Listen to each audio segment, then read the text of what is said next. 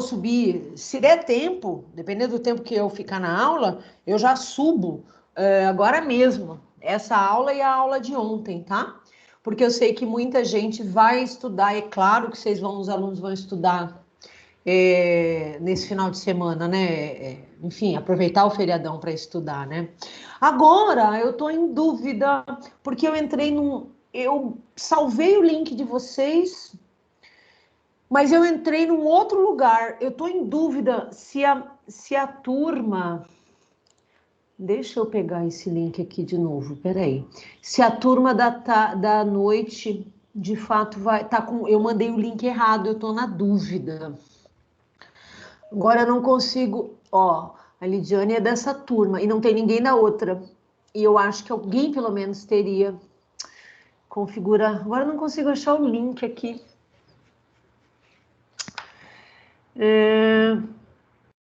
Eu vou mexer aqui, tá, gente? Talvez eu caia, tá? Peraí. Gente, onde é que eu acho o link para mandar, hein? Cadê o Juliano que salva a gente? Então, Juliana, essa hora deve estar... A Marta também, a Marta tá aí. A Marta tá aqui? Já entrou, Martinha? Oi, eu tô. Oi, Martinha. Você faz um favor. Ô, Marta, onde é que a gente acha o link aqui? Porque eu acho que eu mandei o link errado para a turma da noite. É o link de aula, você tá falando? Você manda no meu Agora WhatsApp? eu não tô te ouvindo. O que eu fiz? Você manda no WhatsApp? Pronto, você tá me ouvindo agora? Tô. Você quer o link da nossa aula de agora? Isso. Você manda no meu Zap? Claro.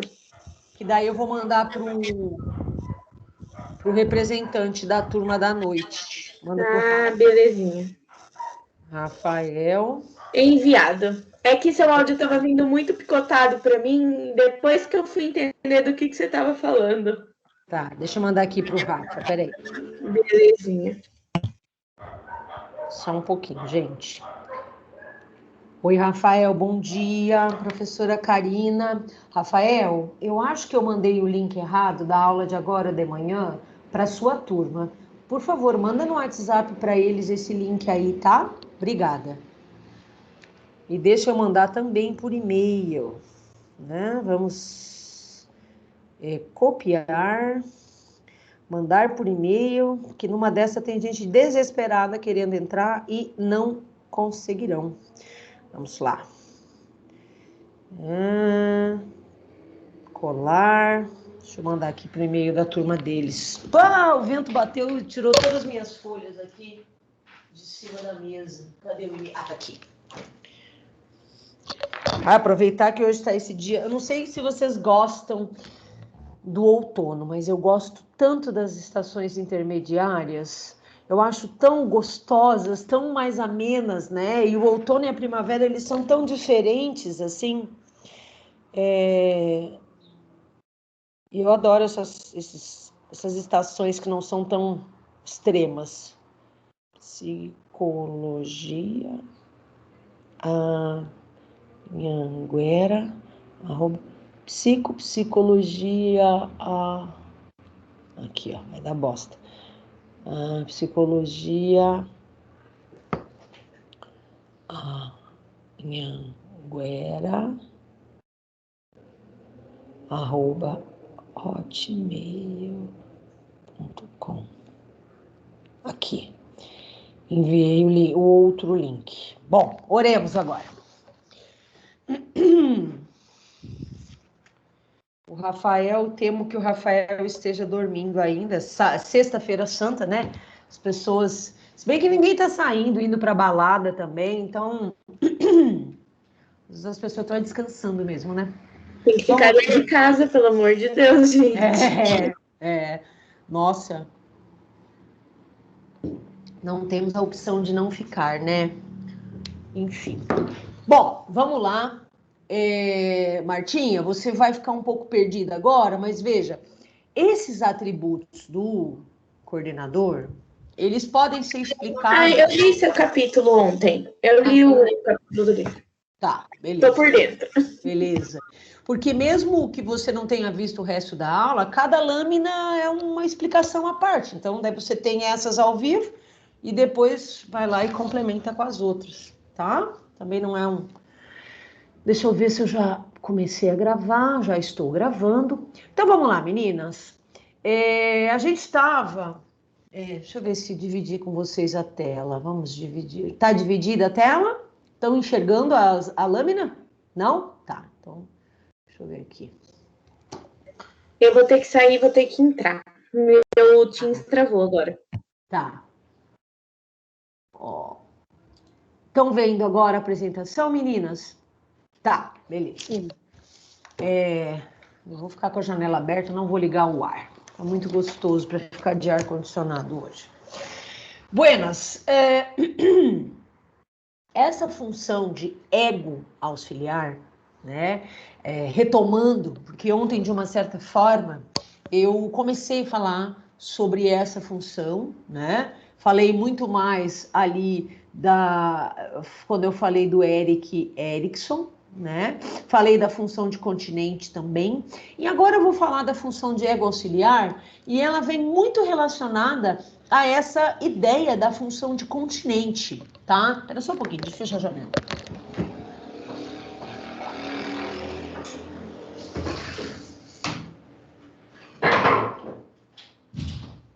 Muito barulhento lá fora. Então, essa função de ego auxiliar, tá? Ela está relacionada à função de continente, certo? Deixa eu ver aqui. É a Marta.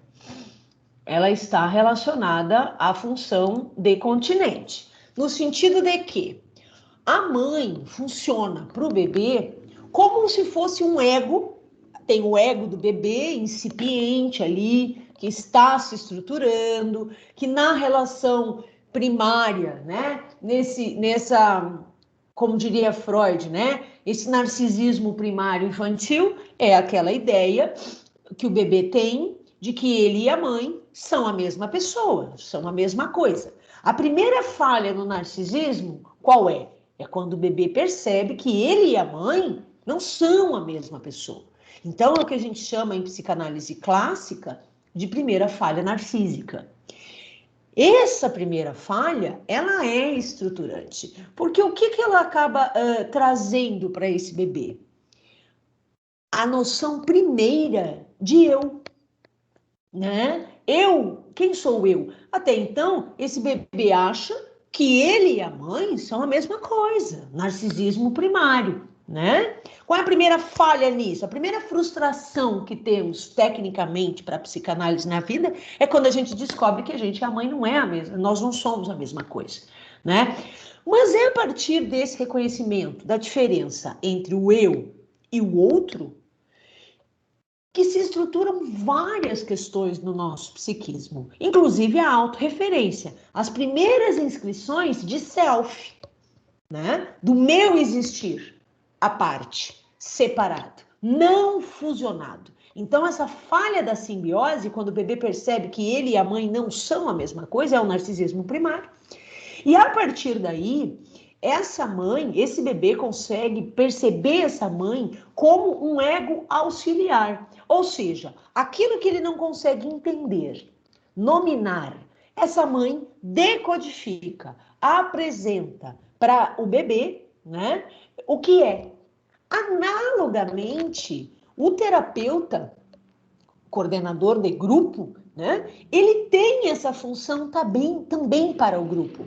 Aqueles sentimentos, emoções, acontecimentos, né, que o paciente não consegue entender, não consegue decodificar, não consegue nominar, o coordenador acaba funcionando como um ego auxiliar, mostrando para os pacientes como pensar os pensamentos, como lidar com aqueles conteúdos, né? É como se ele emprestasse essa capacidade de organização psíquica que ele tem, que Bion fala aí dessa função de pensar os pensamentos, ele empresta isso para os pacientes no grupo, né? E ao emprestar isso para os membros do grupo, ele está sendo um ego que auxilia, tal qual foi a mãe, a função materna, tá? Lá nas relações mais arcaicas dos indivíduos, tá certo? Então, é uma reedição. Um outro momento, mas que vai ter essa função de reorganizar, nominar. Olha, percebo que isso que tu está sentindo é raiva. Raiva decorrente, digamos que fosse o momento de fazer uma interpretação de aspectos inconscientes, considerando que esse terapeuta fosse um psicanalista, por exemplo. Vindo das linhas do comportamento, poderia se dar como o assinalamento de um comportamento disfuncional, né? Que o terapeuta iria ali lançar mão dentro das linhas do comportamento, né? Para começar a lidar com modelagem, todos os tipos de manejo que as linhas do comportamento possam ter, tá? Então, essa função de ego auxiliar é uma função extremamente importante que o coordenador de grupo tem, tá? Fundamental. Ele empresta o ego dele para auxiliar os membros do grupo a entenderem seus conflitos, os conteúdos que caem no campo grupal. E assim há, né, uma psicoeducação, vamos dizer assim. Poderíamos usar essa expressão? Poderíamos, né?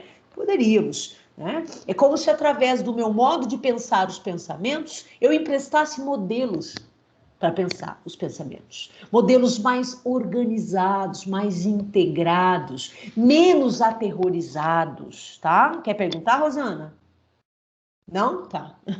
Olhar vocês dar essa informação não verbal, né, pro professor. Isso é muito bom. E assim, esse semestre foi um achado para mim me ligar e pedir para vocês ligarem a câmera, né? Porque é outra aula que eu dou, é outra coisa, tá?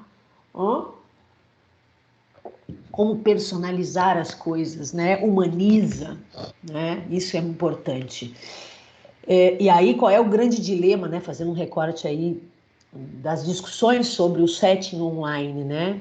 Conseguiríamos ter esse elemento no setting online?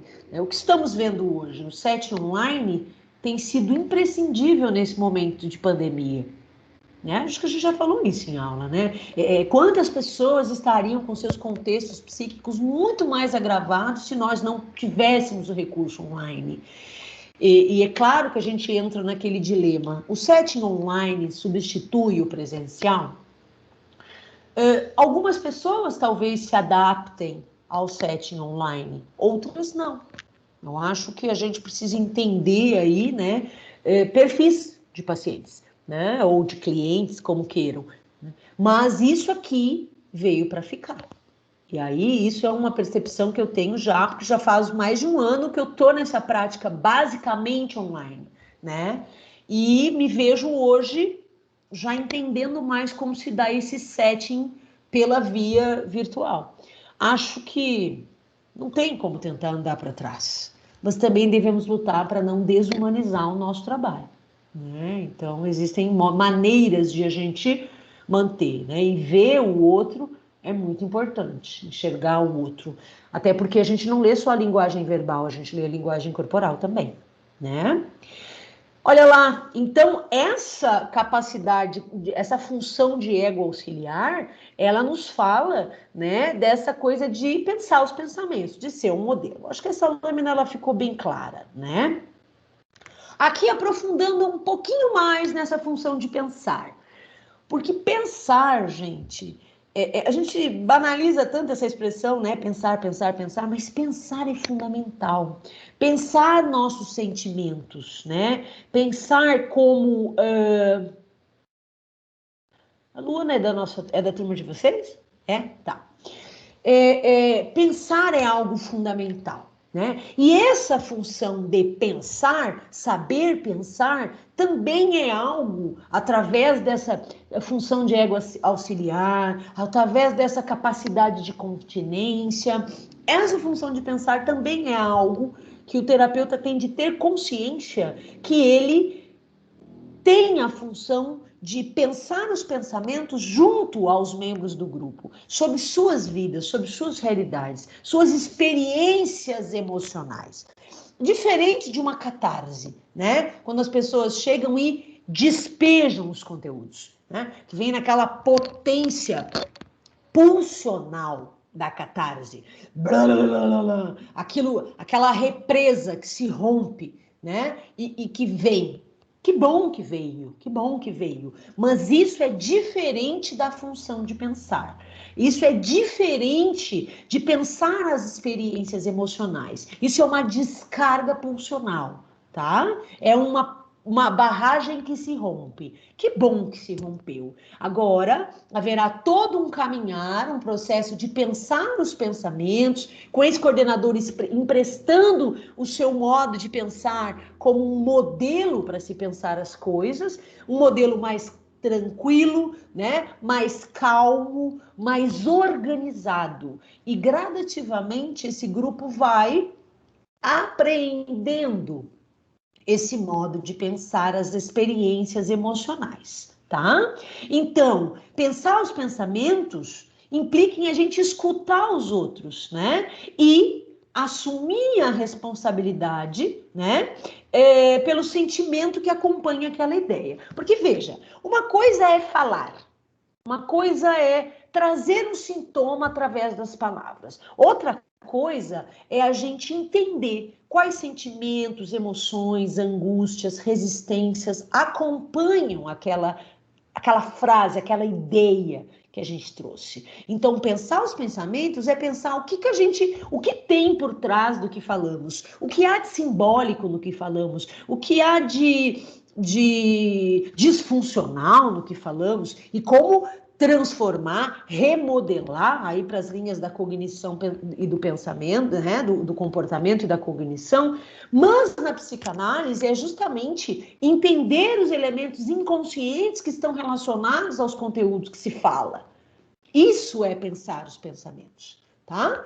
Pulsão, catarse é uma coisa, e a função de pensar o pensamento é como eu reflito sobre a catarse que eu tive, sobre o que eu tive. Aí eu vou reordenando as coisas, aí eu vou remodelando, aí eu vou construindo outros modos de reação, outros modos de pensar, tá? E a gente, enquanto coordenador de grupo, a gente fomenta isso das mais variadas formas, com assinalamentos, com o exemplo que damos quando pensamos os pensamentos, tá?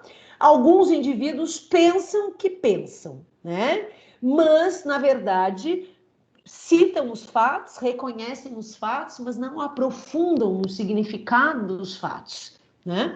E isso é diferente de pensar os pensamentos. Pensar os pensamentos é realmente aprofundar e entender os porquês, que conteúdos vêm atrelados às ideias, né? E que conteúdos devem ser transformados, que conteúdos devem ser ressignificados, quais conteúdos devem ser aceitos, né? Entendidos e então aceitos, né? Isso é o universo dos conteúdos, de pensar os pensamentos, do tratamento em si, da terapia em si.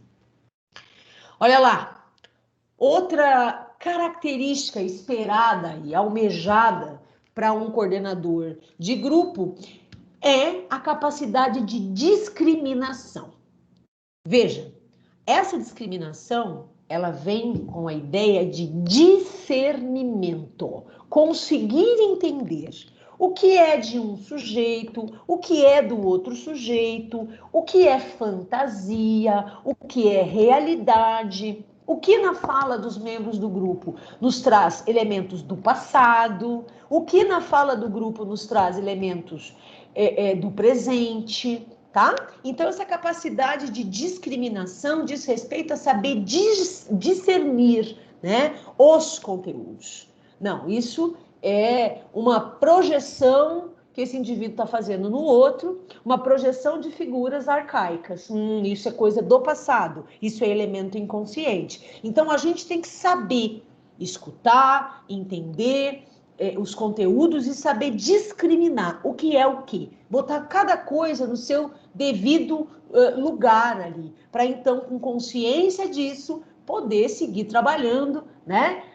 Com essa função de ego auxiliar, essa função de continente, essa função de pensar os pensamentos, porque para eu pensar os pensamentos do grupo e ser um modelo de como pensá-los, eu preciso entender o que é o que na fala do grupo. E isso é a capacidade de discernir, né? Essa capacidade de discriminação a qual a professora está falando com vocês, tá? Acontecem entre os membros dos grupos muitas identificações, projeções, tá? Nesse campo grupal, nessa fogueira aí onde cada um joga o seu gravetinho, muita projeção e muita identificação acontece. Os membros dos grupos se identificam uns com os outros, se projetam, se veem uns nos outros, tá certo? E a gente tem que saber entender ali quando os membros estão projetando, introjetando, se identificando. Eu tenho que ver esse jogo dinâmico das defesas acontecendo e saber discriminar o que é o que, tá? Outro atributo desejado e esperado de um coordenador de grupo diz respeito a ser um modelo, né, de identificação. Bom, se eu estou falando até aqui, né,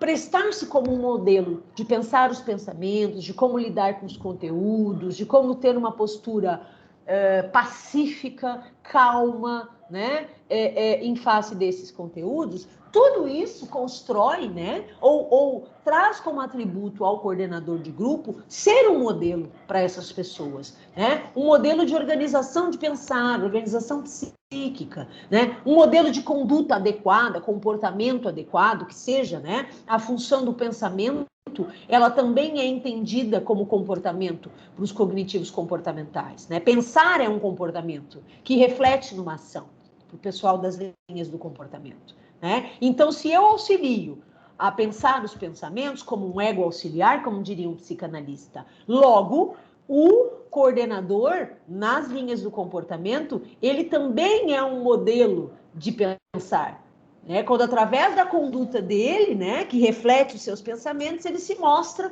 como um modelo de identificação, tá? Então, seja qual for a linha, como o colega vai trabalhar com esses elementos, ele sempre terá essa função de ser um modelo de identificação, tá? Seja lá como for. Nas da cognição, o pensar dele reflete num modo de comportar-se no grupo que, por vezes, é justamente esse espelhamento que se deseja no manejo dos pacientes. E da mesma forma, entre os pacientes, também temos modelos identificatórios. Porque lembrem, como diz a teoria geral do sistema, o sistema por si só se movimenta, se reordena, se reorganiza. Acontece que, às vezes, esses sistemas, por exemplo, o sistema familiar, chega num ponto de desorganização da comunicação entre os seus membros, né, que não consegue mais transpor certos obstáculos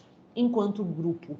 É aí onde as famílias vêm aos nossos consultórios para que nós as ajudemos a pensar esses pensamentos, a lidar com esses comportamentos, com esses conflitos, a emprestar nosso ego como um ego auxiliar, né? Sendo continente às angústias daqueles membros do grupo, sendo um modelo de identificação, né? Conseguindo discriminar o que é de um, o que é do outro, né? Olha todas as características articuladas aí, tá? Beleza?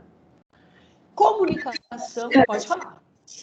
Um pouco influenciada por você, eu fui pesquisar mais sobre a fenomenologia e o humanismo, né?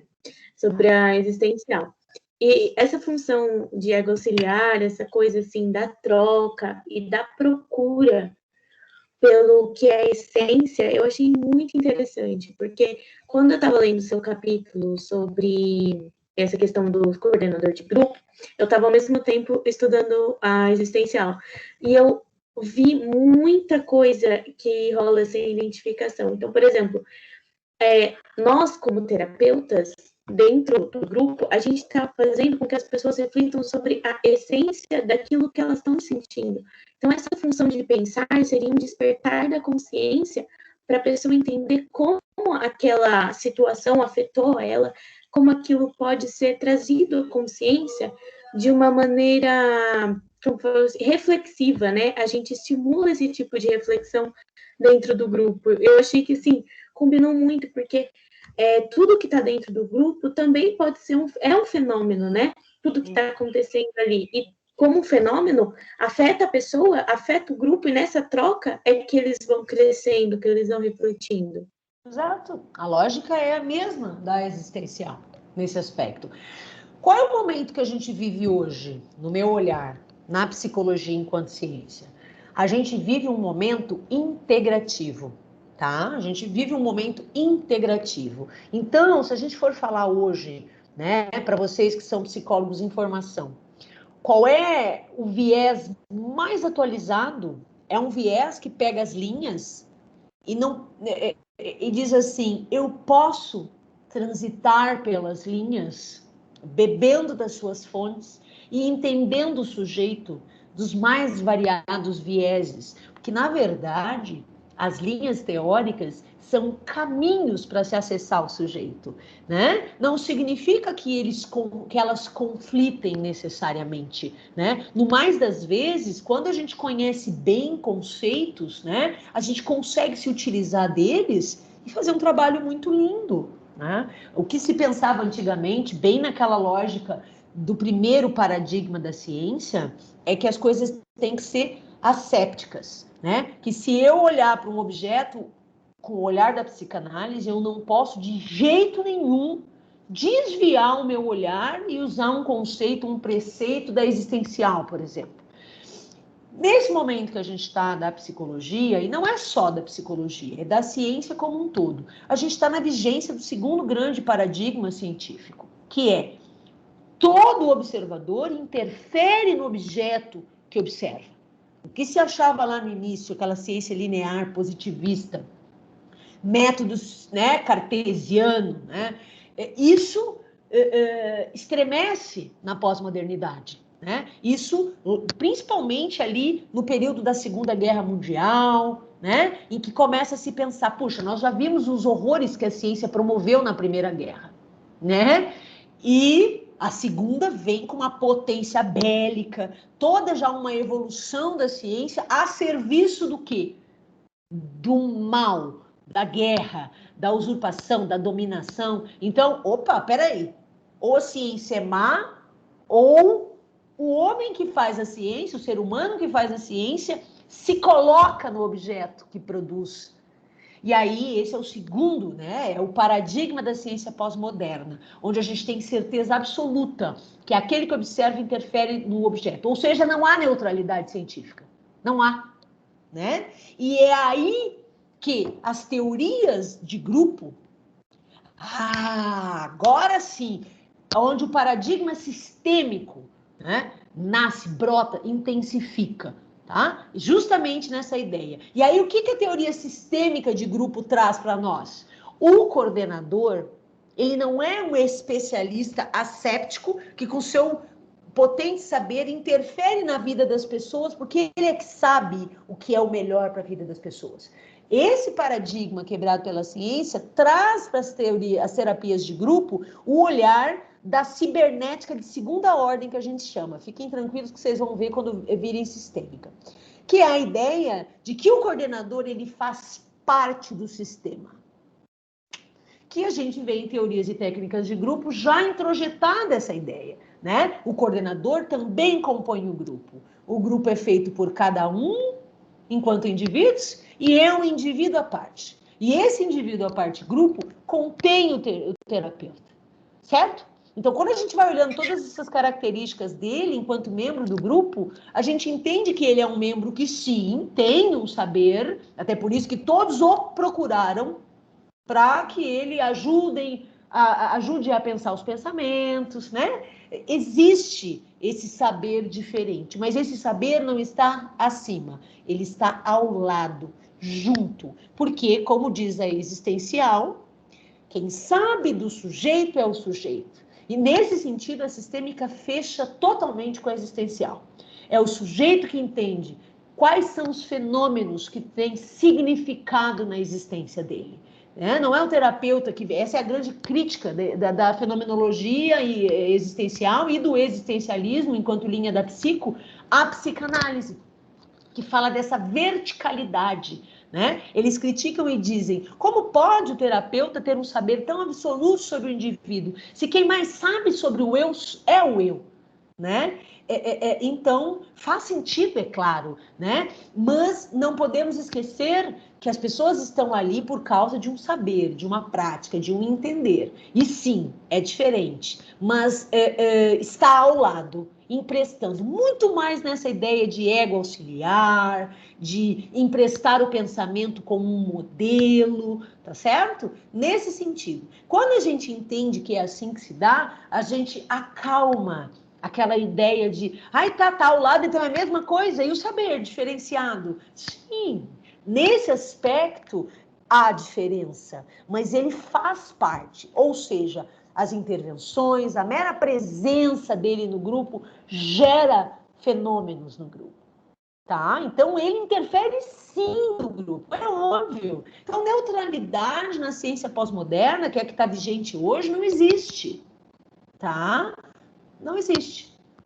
Sobretudo nas ciências humanas e da saúde com recorte humano como a nossa, né? Tá certo?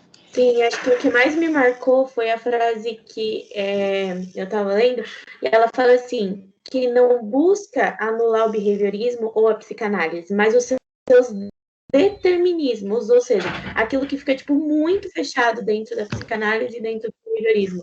Ela busca expandir, não é que ela nega, mas ela busca expandir isso, olhando para o humano.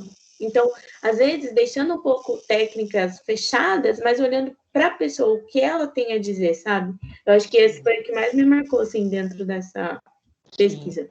Sim, e ele é um preceito que a gente tem que guardar, porque ele é um preceito muito importante, né? Ele é um princípio, na verdade. Um princípio que dialoga em qualquer teoria, né? Em qualquer teoria. Claro, na rigidez mais clássica de algumas linhas, ele não tem lugar, mas a gente já avançou muito historicamente nesse pensar científico. Então, hoje, é esse o paradigma, esse é o conjunto de normas, regras e conceitos que está vigente na ciência, tá certo?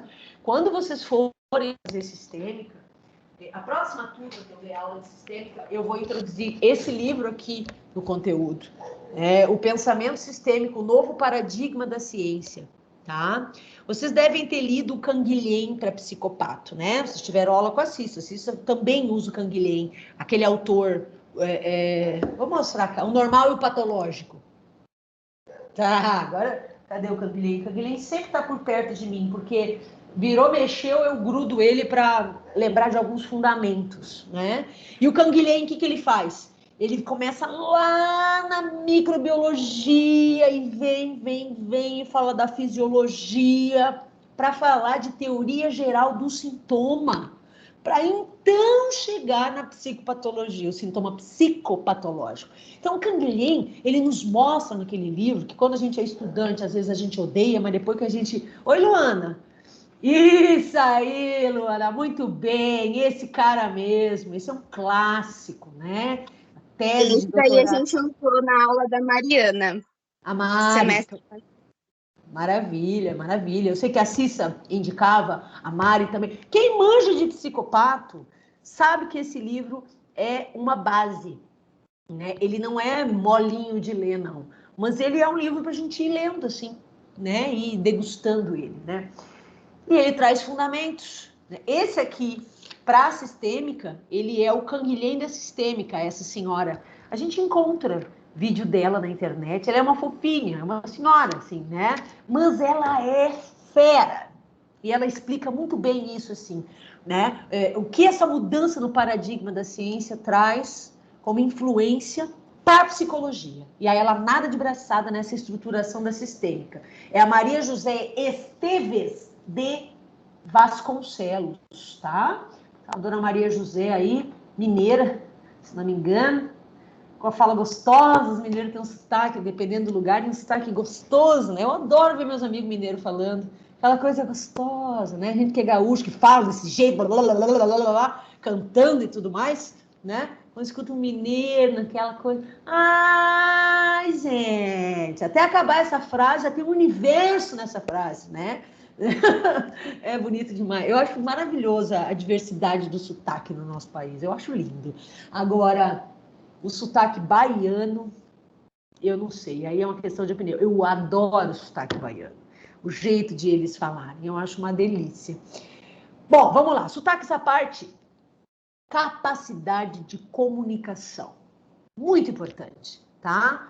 Comunicação, a cibernética, que eu estou aqui falando, na sistêmica, a cibernética, ela nos fala da comunicação entre máquinas, as máquinas entre si, mas também as pessoas. Então, a cibernética é aquele ramo da ciência que estuda comunicação. A ideia de feedback, retroalimentação, input, output, vem da cibernética, tá? E a gente absorve esses conceitos na psicologia, né? A partir desse estudo das comunicações entre as máquinas, entre os sistemas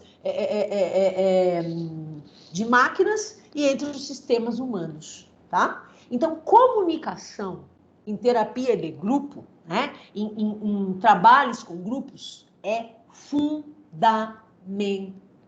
Comunicação verbal e não verbal. O olhar, o calar, o silêncio, o olhar dentro do grupo é uma coisa potente. Alguns grupos mais, outros menos, tá?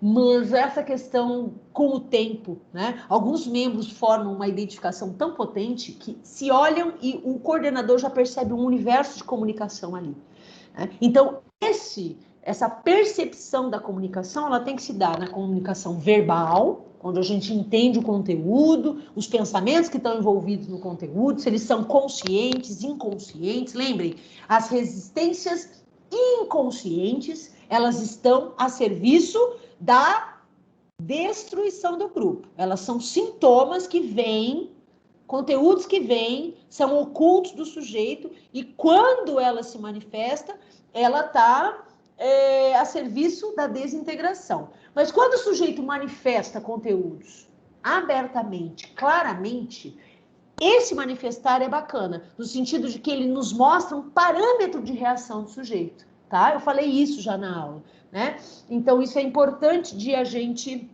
lembrar. Então, comunicação é fundamental nos grupos, tá? A prova tá que as teorias que vão aprofundando, né, esses trabalhos em grupo, elas bebem das fontes das teorias da comunicação, elas bebem da fonte da física também, tá bom? Teoria geral dos sistemas e cibernética, tá? Maravilha? Então, a comunicação,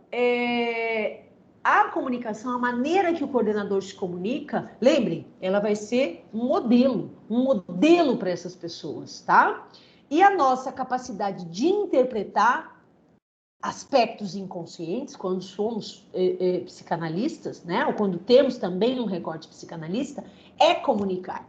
Interpretar aspectos inconscientes contidos ali nos fenômenos que se manifestam no campo é comunicar. Só que a gente tem que tomar muito cuidado, né? Porque para comunicar, para fazer interpretação, para fazer assinalamento de conteúdos, tudo tem seu tempo, tudo tem sua hora. E a gente não pode esquecer que, por vezes, os membros dos grupos assinalam e apontam conteúdos uns nos outros. Então, também existe essa comunicação que se dá entre os membros do grupo. Então, a gente tem que estar sempre muito atento, tá? E ser muito verdadeiro nessa comunicação. Lembrem, o compromisso com as verdades, tá? Então, a gente precisa comunicar e interpretar, mas sempre com muito cuidado, para não sermos violentos, invasivos, inadequados. As coisas, os conteúdos, eles devem ser comunicados no momento certo. E com o tempo, a gente consegue aprender que momento é esse, o que deve ser pontuado, o que eu espero para ver se o grupo reage, né? Porque o grupo faz muito isso. Lembrem, os sistemas em si sistemas humanos têm capacidade de se transformarem, se modificarem internamente. Traduzindo, pensem numa família. As famílias têm como se modificarem, se transformarem, lidarem com seus conflitos, com seus BOs, né? Porém, existem períodos e funcionamentos que podem dar uma emperrada. E aí esse sistema, tomando a família como um exemplo, ele não consegue mais, né, se reorganizar sozinho. É quando ele nos procura para falar das suas dores, dos seus conflitos, daquilo que... A família diz assim, Tó, esses somos nós. Nos ajuda a pensar nossos pensamentos, para a gente achar o caminho de volta.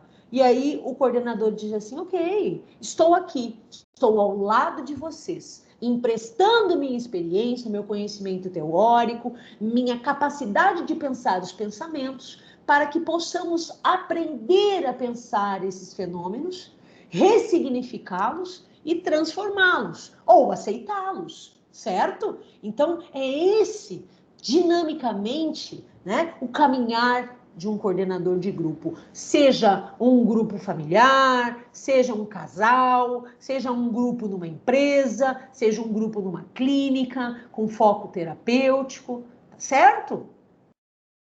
Olha que, novamente, essa ideia, e a gente já bateu bastante nessa tecla, e quando chegamos aqui, essa ideia já está internalizada por nós, né? Que é a questão do modelo de identificação. Então, quando a gente interpreta, né? Quando é um grupo terapêutico, esse interpretar, ele oferece um outro modelo, um outro caminho para viver aqueles conteúdos, para pensar aqueles sentimentos, aqueles pensamentos.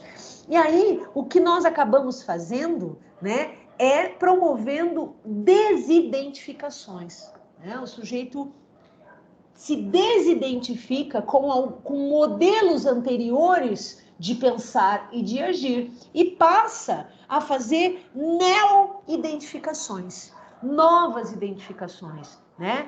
E nessas novas identificações, os indivíduos se identificam uns com os outros, que é essa capacidade do sistema grupal se transformar, mas, fundamentalmente, eles se identificam com essa capacidade, com esse modelo de identificação, esse modelo de pensar os pensamentos que o coordenador é.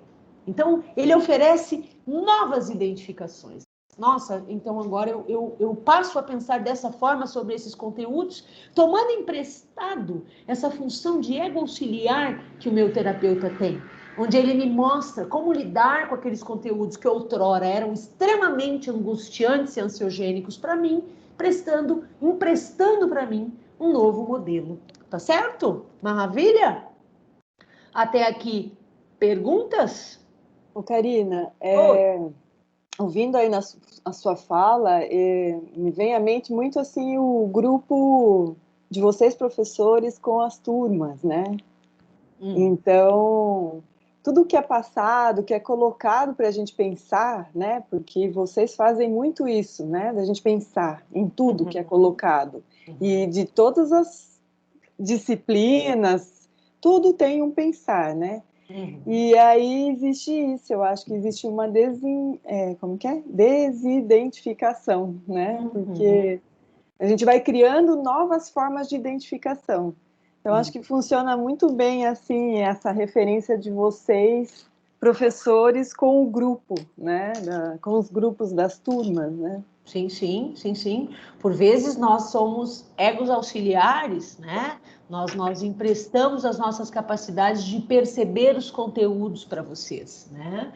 E são propostas, são modelos, né? Os alunos vão internalizar aquilo das diferentes formas. Assim como eu, depois de 21 anos de carreira, ainda percebo que estão arraigados em mim, elementos, por exemplo, daquela professora que eu citei para vocês, né? Quer dizer, ou seja, identifiquei e internalizei e aquilo me constituiu enquanto psicóloga até aqui, né? Tem a Sônia Rovinski, que é da jurídica, então são professores que eu trago dentro de mim, isso aí. E vocês consequentemente. Maravilha. E terão aí ao longo das carreiras, né, quando forem fazer suas especializações, suas formações, terão outros modelos que vão se emprestar, vão ser emprestados a vocês, né? Muito bem. Maravilha.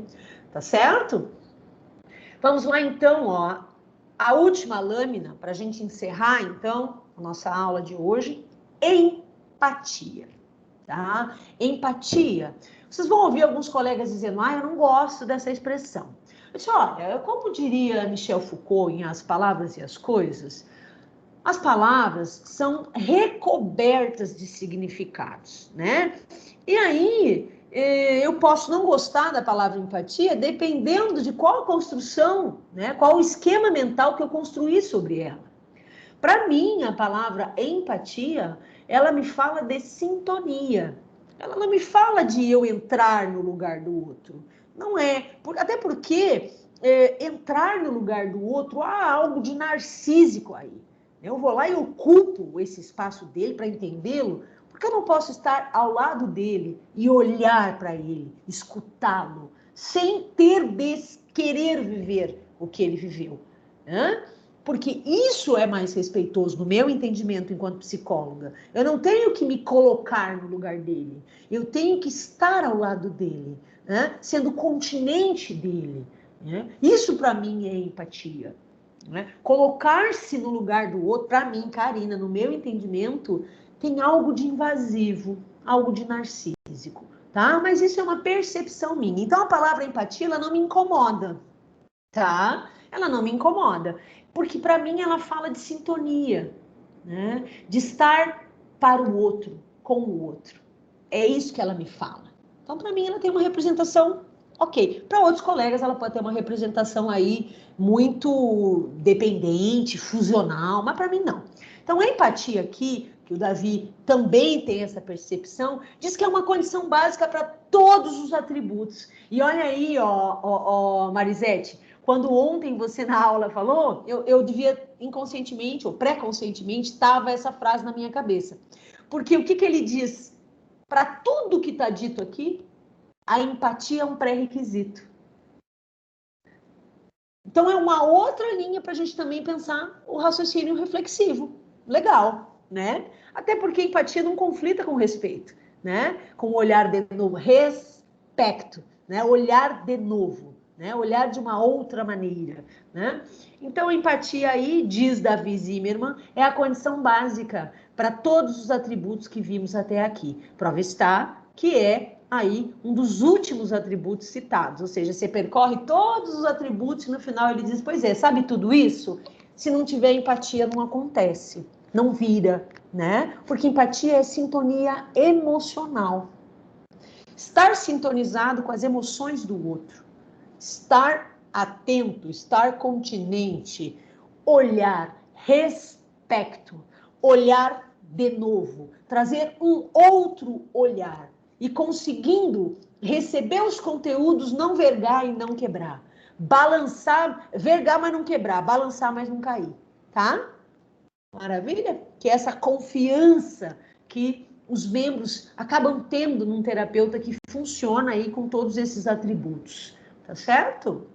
E aí, claro, a gente tem contratransferência e essa contratransferência nos fala sobre essa sintonia emocional. Porque quando eu tenho contratransferência, tecnicamente, eu tenho um perceber do outro gerado em mim, né? Lembrem, ontem eu falei para vocês o exemplo da mulher que se diz objetificada, né, no mundo. Ela se sente um objeto, as pessoas se aproximam dela com intenções eróticas, sempre. Então, as pessoas não a enxergam de outra forma que não daquela, né? Então, quando o terapeuta sente uma contratransferência erotizada, ele para e analisa a contratransferência. E o que ele percebe? Eu estou em sintonia com a minha paciente, porque ela me gerou contratransferencialmente um sentimento erotizado. O que ela está me mostrando, o que eu estou sentindo é justamente o que ela gera nas outras pessoas.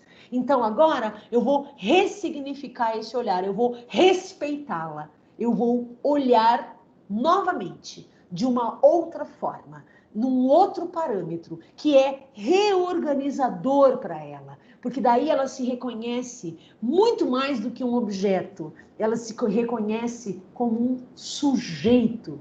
Olha que lindo. Ela se reconhece como um indivíduo, como um ser à parte, não como uma coisa que está a serviço do desejo do outro. Sociedades estruturalmente machistas como a nossa tendem a trazer, a imprimir nas mulheres esses sentimentos de objetificação, coisificação, né? Prova está aí as propagandas de cerveja, né? Que sempre objetificaram o corpo da mulher, né? Associando prazeres ali paralelos, né? Vem verão, vai verão, essas coisas todas, né? De um tempo para cá, com críticas potentes sobre esse modelo publicitário, se vocês perceberem, algumas aí empresas de bebida, né, têm mudado isso. Então, um pouco mais roupa nas mulheres, homens e mulheres em situações diversas em cena, que não sejam situações erotizadas ou de objetificação da mulher, né? Mas as campanhas publicitárias são grandes exemplos de a gente enxergar esse fenômeno acontecendo. Tá? Da mesma forma, né, aquela coisa sexista, né, de a mulher é quem cuida do lar, que faz a limpeza, as propagandas de produto de limpeza, né? Ah, mulher, você sempre precisou do Veja na sua vida, agora você vai ser feliz, porque você tem o Veja que limpa tudo, né? Inclusive o machismo estrutural. Só que não, tá? Beleza? Então, vamos lá. Não é mole ser mulher na sociedade brasileira. Não é fácil ser mulher na sociedade brasileira, né? A Débora não tá, mas assim, eu me recordo, né, Martinha, semestre passado, né, de ela falar de circunstâncias onde ela não era identificada como a chefe, né? Por uma construção social que se entendia que aquele homem de cabeça branca na sala, aquele homem branco de cabeça branca na sala só poderia ser o chefe. E aí a galera lá pelas tantas cai do cavalo, porque a chefe era aquela moça jovem ali no canto da sala, onde os candidatos não deram o mínimo respeito e credibilidade. Já era, né? Surpresa, eu sou a chefe. Né, Marta? Me marcou muito esse relato. Sim, né? Eu lembro até hoje dela contando que estava todo mundo se dirigindo ao outra pessoa, e de repente, daqui a pouco perguntam para ele quanto tempo faz que ele era chefe, uma coisa assim, foi a pergunta, né? Aí ele, não sou eu, é ela. Aí todo mundo, de repente, virou para ela. De repente, todos os homens em processo seletivo, ignoramos a chefe. Temos que mudar os paradigmas, né? Essa moça jovem, é a sua chefe. Se você se deu conta em tempo, talvez seja, né? Isso é muito doido, porque isso nos fala de representações sociais. Qual é a representação do chefe numa universidade? Ah, é o homem branco de cabeça branca, porque ele é o cara que sempre esteve no topo da cadeia alimentar, né? Então, são fenômenos do nosso tempo, né? Claro que muito ainda menor quantidade, mas hoje a gente já vê, né? Eu triunfo, eu queria ser uma mosquinha para estar na sala nesse momento. Então, todas nós que entendemos dessa desigualdade de gênero, né? Quereríamos estar para ver coisas como essa, né? Sem contar os fights em sala de aula, né, Martinha? Gente falando de feminismo e de respeito e rolando o maior desrespeito. Nunca mais vou esquecer Garota de Ipanema. Ah, você tá brincando comigo, mano? Nossa, uma aula inteira falando de feminismo e você chega no final e você bate na mesa? Não. Vamos lá, vamos nos respeitar. Enfim, vamos parar de falar, porque também não é respeitoso a gente não contar a história toda, né? É xarope, mas vamos segurar essa história. Se você quiser contar, pode contar, Martinha, mas eu vou ficar eticamente quietinha. Mas demos o nosso recado. Olha lá. Então, empatia aí, né? Também fala de contra-transferência, tá? E aí aqui a última característica, que é essa capacidade de síntese, né? Sintetizar não é repetir resumidamente o que foi dito. Sintetizar é colher todos os elementos que estão relacionados a uma dada fala, discurso, conteúdo, comportamento e entender o que tem nesse discurso, o que tem de simbólico. Então, síntese é uma síntese de elementos simbólicos que estão ditos. O resumo é só resumir o que foi dito sem inserir uma avaliação, uma valoração, um entendimento, uma interpretação. Isso é a técnica de resumo. Agora, a síntese, ela pega o que foi dito e entende os conteúdos que estão ali. Então, você sintetiza para o grupo quais os elementos estão simbolizados naquela fala, tá? É diferente da técnica de resumos. Quando eu dou capacitação para mediadores de conflito, lá na defensoria, que a gente capacita as nossas equipes. E quem capacita sou eu e a assistente social. Então, a gente ensina ali como trabalhar com mediação de conflito e conciliação.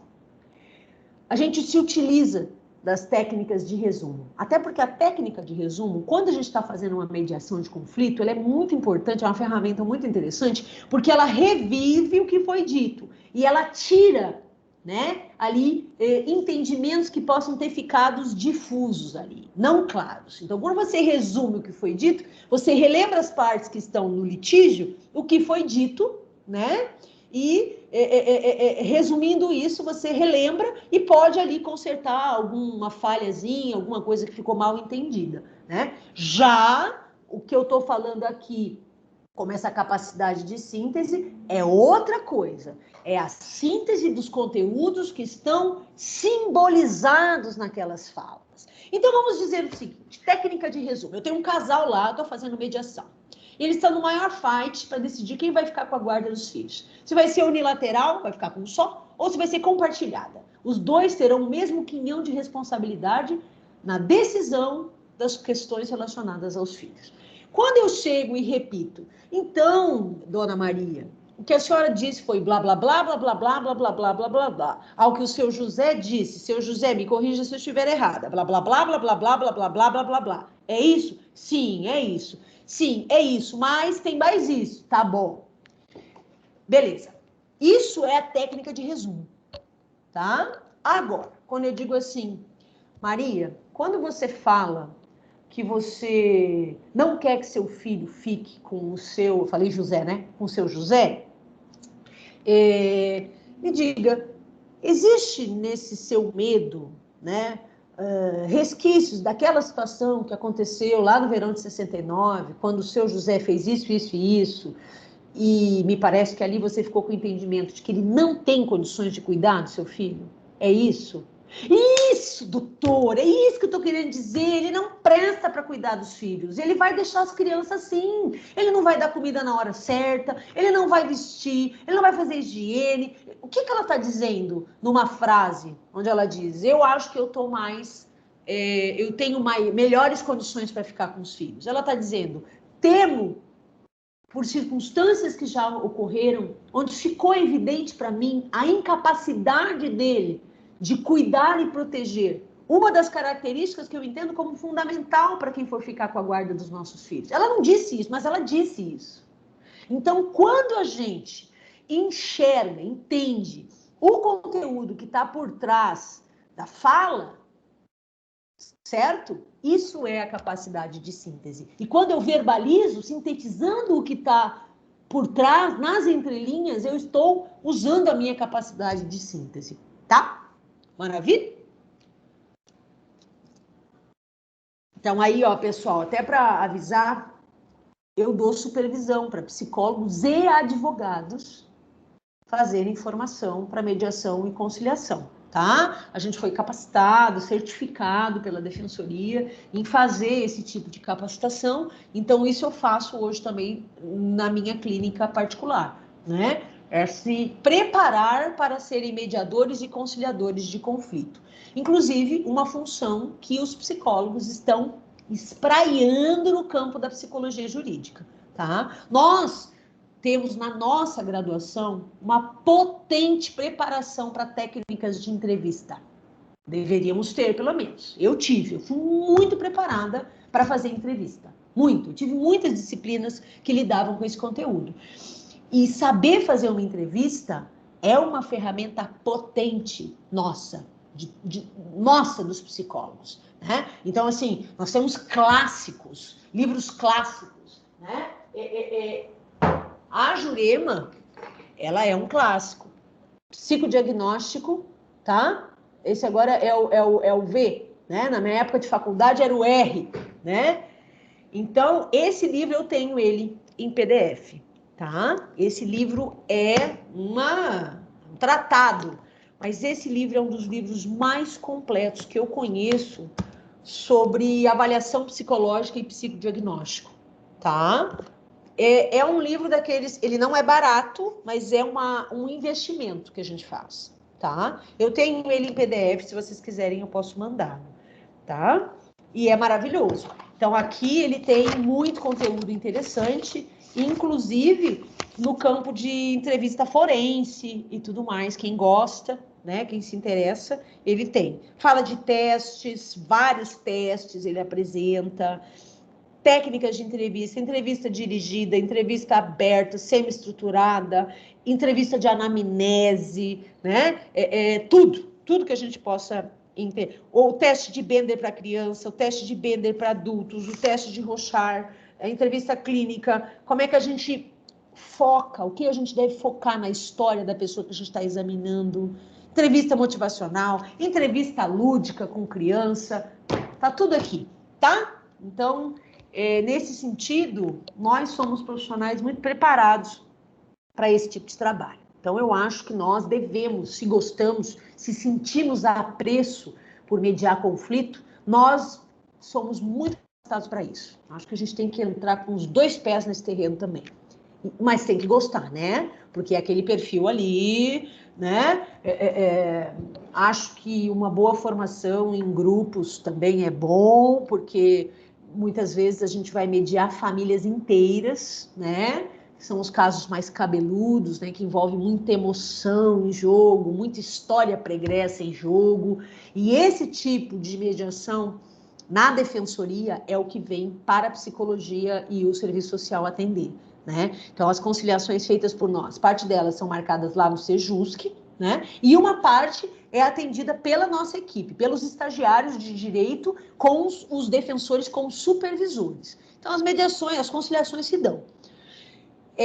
Aquelas que envolvem muitos elementos afetivos, emocionais, né, da história das partes do conflito, elas vêm para nós, para a gente fazer uma avaliação e construir uma estratégia para conciliar. Quantos encontros, quem que a gente vai ver, como é que a gente vai trabalhar esses conflitos acessórios, que muitas vezes são conflitos que impedem que uma mediação ou uma conciliação seja frutífera ou não. Então, a gente trabalha esses elementos, quando consegue chegar ali a um consenso bom para as partes, a gente chama o jurídico e diz: chegamos a um consenso.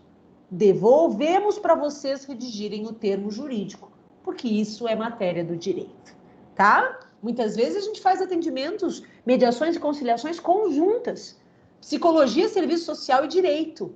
E nós mediamos os elementos relacionais e o direito está para trazer as possibilidades e os limites jurídicos. Porque, por vezes, nós precisamos saber se uma proposta que surge é possível juridicamente. Então, muitas vezes, o pessoal do direito, o defensor, entra com a gente. Olha que coisa linda, né? Um atendimento de grupo, institucional, certo? Poderíamos até dizer que é um grupo mais pro operativo, porque a gente tem uma tarefa, e a tarefa é pensar no conflito e produzir uma resposta que seja frutífera para ambas as partes, né? Poderíamos entender como um grupo operativo. E a gente trabalha ali com 3 coordenadores, cada um campo de saber, articulado, interdisciplinar, e que gera, e aí eu entendo que esse acordo, ele é um produto transdisciplinar. Porque a gente atuou cada um na sua área e o resultado foi transdisciplinar.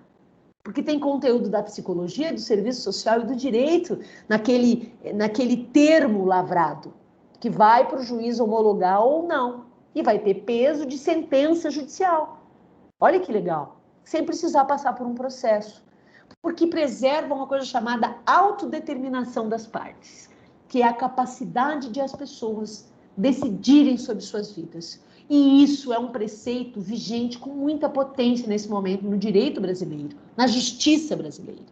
Que a gente saia dessa judicialização da vida, né? E atue muito mais na solução extrajudicial. Olha que lindo as pessoas poderem decidir. Se precisar de facilitadores, estamos ali. Essa é a nossa função, né? Então, eu defendo muito essa ampliação do fazer dos psicólogos, entrando nesse campo da mediação e conciliação de conflitos. A gente tem saber para isso, tá? Se a gente especializar, a gente, nada de braçada. Mas tem que ter perfil. Tem que ter perfil. Tem que saber lidar com conflito. Mas não é conflito inconsciente. É fight mesmo, é ratinho. Tem vezes que pode sair até agressão física. Nós já tivemos conciliação em que saiu guarda-chuvada de uma irmã na outra, que no meio da mesa, pá! E brotar a segurança e ter que apartar. Pode acontecer? Pode. É raro? É. Por sorte é raro. Mas acontece, né? As pessoas não nos procuram quando estão bem, elas nos procuram quando tem BO, né? E lidar com os BO dos outros, né? É a nossa função. É que nem bombeiro, quando todo mundo está fugindo, a gente está entrando. Né? E as pessoas se perguntam, nossa, que coragem! Ué, alguém tem que fazer, não é? Tá certo?